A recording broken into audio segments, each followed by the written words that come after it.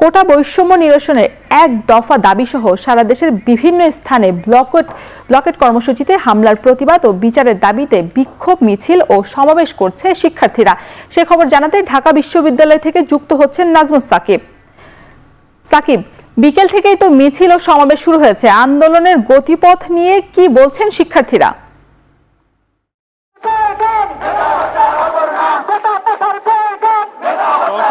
কয়েকদিন ধরে যে কোটা আন্দোলন চলছে, সেই কোটা আন্দোলনের প্রেক্ষিতে গতকালকে কিন্তু আমরা শাহবাগে দেখেছি একটা বড় অংশ কিন্তু সেখানে বসেছিলেন এবং তাদের যে এক দফা দাবি কোটা সংস্কারের আন্দোলন, সেই দাবি কিন্তু করেছিলেন। এবং সারা দেশেই নানা ধরনের কর্মকাণ্ড ঘটেছে, আইনশৃঙ্খলা বাহিনীর সঙ্গে তাদের সংঘর্ষ হয়েছে। তারই প্রেক্ষিতে কিন্তু আজকে এই কর্মসূচি ঘোষণা করা হয়েছে। আমরা দেখতে পেয়েছি যে বিকেল 4টা নাগাদ কিন্তু ঢাকা বিশ্ববিদ্যালয়ের আশপাশের যেই প্রতিষ্ঠানগুলোর শিক্ষার্থীরা তারা কিন্তু ঢাকা বিশ্ববিদ্যালয়ে এখানে এসে উপস্থিত হয়েছেন এবং তারা ক্যাম্পাসে বেশ কিছুক্ষণ ধরে আসলে তারা বিক্ষোভ করেছিলেন।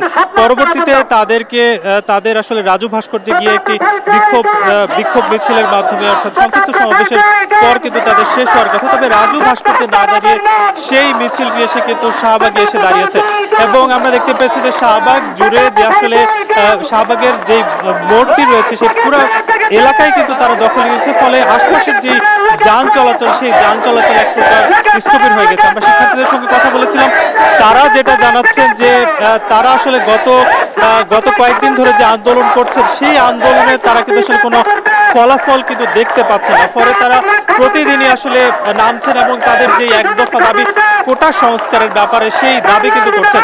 যদিও আমরা শিক্ষার্থীদেরকে প্রশ্ন করেছিলাম তারা আসলে কত শতাংশ কোটা চান, তারা যেটা বলছেন যে সব মিলিয়ে যদি 5% কোটা রাখা হয়, সেক্ষেত্রে মুক্তিযোদ্ধা কোটা সহ যে কোটা রয়েছে সব মিলিয়ে তারা 5%-এর ব্যাপারে কিন্তু মত দিচ্ছেন।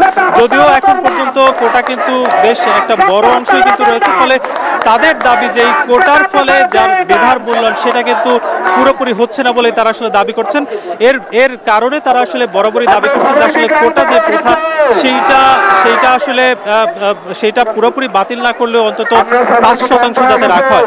আমরা অন্যান্য যে প্রতিষ্ঠানগুলো এসেছে তাদের সঙ্গে কথা বলেছিলাম। আমরা দেখতে পেয়েছি যে বেসরকারি বিশ্ববিদ্যালয় থেকেও বেশ কিছু শিক্ষার্থীরা হাজির হয়েছেন। এছাড়া আশপাশের যে শিক্ষা প্রতিষ্ঠান অর্থাৎ কলেজগুলো রয়েছে, সেই কলেজগুলো থেকেও কিন্তু ঢাকা বিশ্ববিদ্যালয়ের এই আন্দোলনের সঙ্গে তারা যুক্ত হয়েছেন এবং তাদের বড় অভিযোগ আসলে যে গতকালকে তারা ঢাকার বাইরে যেই হামলাগুলো হয়েছে অর্থাৎ পুলিশের সাথে শিক্ষার্থীদের যে সংঘর্ষ হয়েছে, সেই সংঘর্ষ যাতে আগামী দিনও না হয় এবং সরকারের পক্ষ থেকে যাতে এই যে কোটা আন্দোলন এবং কোটা সংস্কার আন্দোলন সেটা যাতে বেড়ে দেওয়া হয় এবং একটি সুস্পষ্ট ধারণা দেওয়া হয়, সেই আশাই কিন্তু শিক্ষার্থীরা করছেন।